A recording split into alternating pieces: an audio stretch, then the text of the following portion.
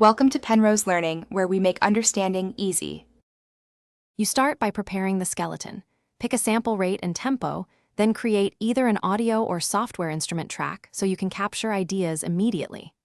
Once done, confirm your audio interface input and output in Preferences and set the buffer to balance latency and CPU. Make sure monitoring is correct so you hear takes live. This gets you from nothing to recording ready fast, which prevents wasted takes and keeps your creative flow intact.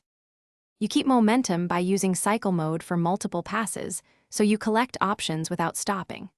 Once done, assemble a comp. Open take folders and quick swipe to choose best phrases or merge to consolidate. Make precise timing or pitch fixes with flex time and flex pitch when needed. They preserve feel while tightening parts.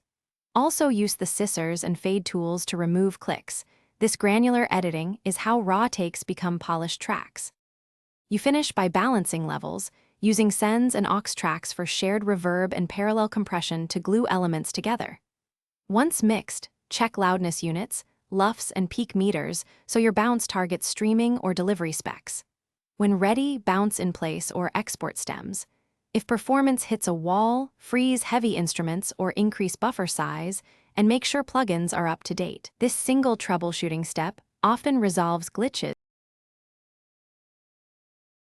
Thanks for watching. If this was helpful, leave a like and consider subscribing. See you next time.